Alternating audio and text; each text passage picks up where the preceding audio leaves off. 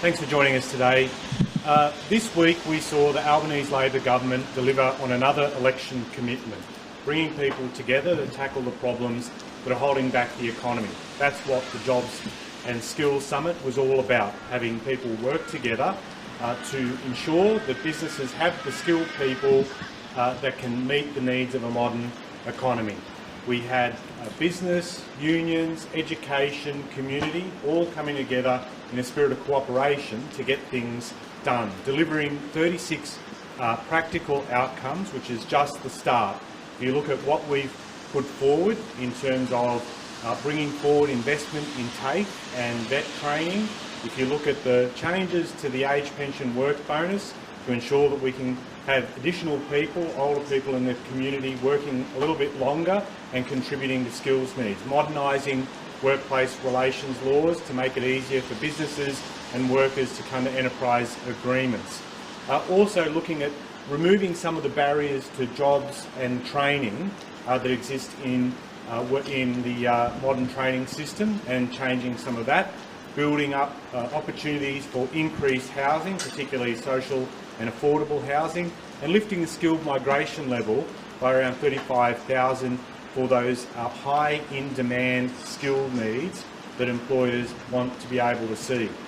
For too long, the gears of the economy have been grinding and creaking, and what we want to see is investment in skills to get the economy moving, providing modern skills. For example, where technology has now become a big part of businesses across industry, we are looking at things like, for instance, digital apprenticeships and traineeships to be able to open up pathways to more people for high demand jobs. That's what we need to see. We need to see that spirit of cooperation that's being witnessed this week continue to deliver a modern economy, investing in skills and making sure that businesses have the people they need to get the work that they want to see done achieved. Minister, why is multi-employer bargaining needed?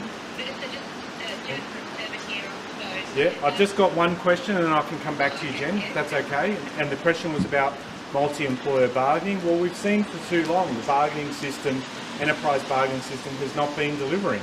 It's either been unable to reach agreement or, in some cases, particularly for lower paid people, it has not been delivering. We've wanted to see a modern enterprise bargaining system that ensures that people can get the wages that they need and we can see wages moving. And we committed as a government that we would see that happen. When you see at the moment people trying to hold down maybe 3 to 4 jobs just to make ends meet, tells you that we've got to be able to do better, and that's why we think modernised workplace laws will play a big part in that. Jen. Businesses have expressed concern, though, over the multi-party bargaining. Does any speak for consultation? What would you say to businesses just to calm them down a bit? Well, what we saw this week is business engage with unions and others and government in a way to look at what could be done to improve the enterprise bargaining system. We saw some genuine, concrete engagement and cooperation. We think that there's been a great spirit there that we can build on. I think what people realise too is that wages, and wages growth in particular, has been flatlining for too long. It's not good for the economy. It's not good for attracting talented people and holding on to them. We think there's a lot that can be done to improve the system. So a lot of businesses have expressed, and you saw it on the floor of the summit, and you heard comments from different businesses that said that they welcome the opportunity to deal with this, and business groups, particularly large, the Business Council of Australia, through to COSBOA that represents small business, saying we've got to work together, we've got to fix this, and that's what we want to see done. Speaking specifically about what we heard at this summit. Sorry, I'll take another question from here. Sorry, I just can't. Yep. Yeah, go ahead. Okay, I missed you. I'll take yours. The summit heard that the early childhood workforce needs 10,000 educators and that many staff are leaving due to poor pay. Could multi-employer bargaining actually fix this problem? Well, we're hoping for sectors that are worried about holding on to people, particularly in terms of early childhood, finding a way to make that happen, really important. being able to lift wages, lift skills, and ensure that we also meet the needs of parents that are using the system as well, having their kids go through early childhood services that they do have that modern workforce there. So we think this is the start. This is the type of work that needs to happen. It was the type of work that's been neglected for too long and people have said needs to be addressed. But could it fix the problem in early childcare? That's why we are doing this. It's why, for example, in early childhood, we're looking at, are there ways in which we can improve the enterprise bargaining system through these different pathways to make that a reality. There was a broad consensus at the summit from the government to increase paid parental leave to 26 weeks. Why isn't the government considering that, given the calls for change were so loud? Well, we think there are a lot of things that need to be dealt with in trying to improve workforce participation and trying to remove the barriers that are holding people back. We're investing, for example, in childcare, and we'll look at other proposals that are being put on the table. I think when people look at the Albanese Labor government, they see a group of people that are committed to listening, to working through those type of issues, and in particular, boosting workforce participation. And I think the other great thing that you saw this week is that the people that were at the table, at the decision-making forum, if you look at it, compare it to the type of things that occurred 30 years ago with summits like this and to now. In times past, there was only one woman present at the summit that was held in the incoming Labor government of the 80s. You look to this week and you saw that half the participants were women, and making sure that those issues were front and centre and that they weren't sidelined at the tail end of a summit. And I think that reflects a commitment to deal with a range of issues, be it parental leave, be it childcare, be it workforce participation, in a serious, concrete way. But would it be fair to say that paid parental leave is currently not a priority for the government? I wouldn't say that at all. We are looking at all types of issues and making sure that we deliver. We have made reforms in times past to parental leave in previous governments, Labor governments, and we are obviously alive to the issue of workforce participation, recognising too, this isn't a welfare issue, as the Prime Minister said. It is an economic issue, it's a productivity issue, it's a workforce participation issue that needs to be treated seriously, and I imagine you'll see just that through the course of our government. Business group. One of those key announcements yesterday, pensioners will be able to return to work. That's been pretty well received today. I guess, what do you make of that reaction, and is that something that could potentially be expanded further? We wanted to be able to see how we could boost skills and boost workers in an economy that's crying out for more people. It's been neglected as an issue for too long by the Coalition. We are serious to address it. That's why what we've done in terms of changing the age pension work bonus and allowing people to work a little bit more without losing their pension is an important step of many, and we welcome the fact that there are others that have given it the thumbs up and reckon that this is the way to go and to be able to deal with that, along with the other things that we've said need to be done. Some are longer term, for example, training people up and providing that extra boost in terms of TAFE investment, and there are others, like, for example, skilled migration for high in demand skills, and then there's obviously this measure in terms of allowing older Australians to be able to participate in the workforce. And I think the other thing about it too is that it allows older Australians, with the benefit of their experience, to work with younger employees too, younger workers as well, and to be able to have that knowledge transfer occur, really important. And I think that's the other thing that we need to accept, that with all the skills problems we have, we need to be able to have a multi-pathway approach. We get younger people in, either through TAFE or uni. We see people transfer, do new jobs within the economy. Skilled migration will play a role, as will retaining older workers where we can. Having all those different pieces move, be put in place, is really important to deal with skill shortages holding business back. Minister, business groups are concerned that multi-employer bargaining could lead to large-scale industrial action. Can you provide a guarantee that that won't occur? If you look at the way the workplaces have operated, industrial action has not been a big part of the landscape, one.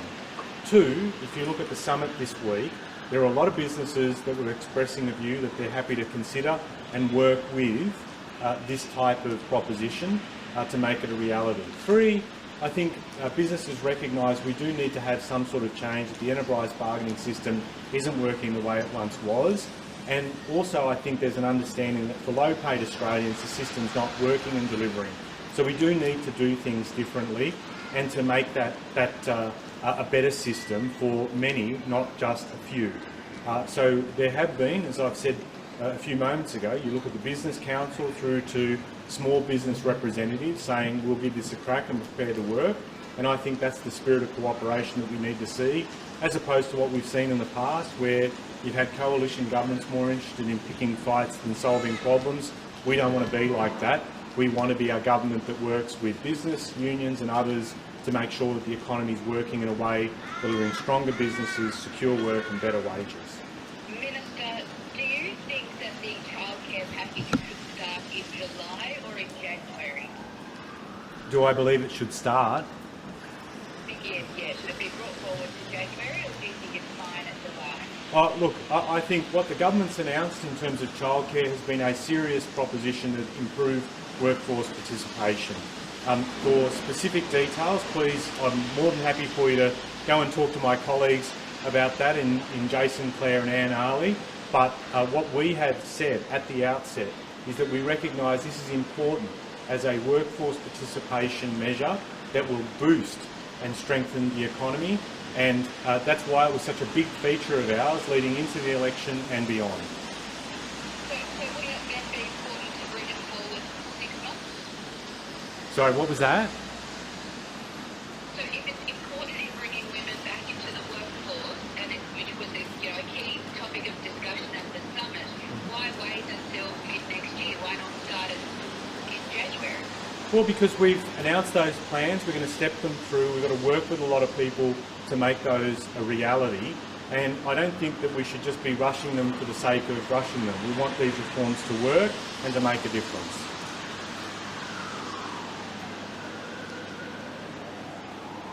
Okay. Okay. Oh, actually, we do have one.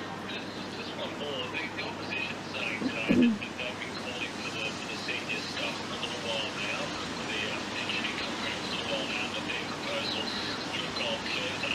What do you make of that?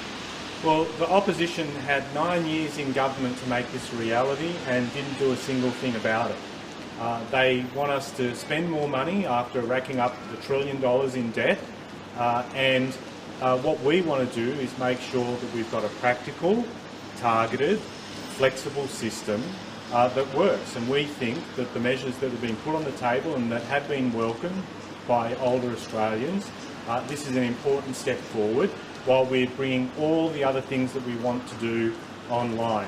The coalition, as I said, they seem to be a lot wiser after leaving government than they were when they had a chance to make a difference.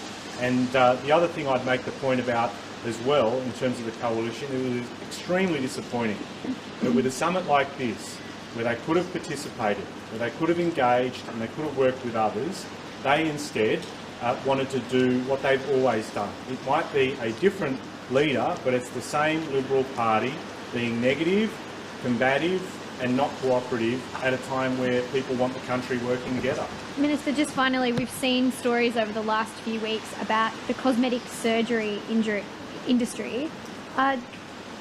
Should there be more limitations around the people that can perform cosmetic surgery? I might get my colleague, the Health Minister, who I do know has been focused on this and been talking about this week, to respond to that, if you don't mind. But I do know that it is definitely on his radar. He has made comment about it, and I imagine he'll be taking on board advice in relation to But that. yourself as a science minister, do you have anything to say about the industry? Do you think the government's reforms go far enough? Well, I, as a science minister, need to commend you on your ingenuity in trying to reframe that question, but I might leave it to my colleague, the Health Minister, to deal with that, because there are a series of regulations and approaches that do need to be considered, and that's in his patch, and I'm going to leave that to Mark Butler. You personally, though, how did you respond to those frankly appalling stories about the industry?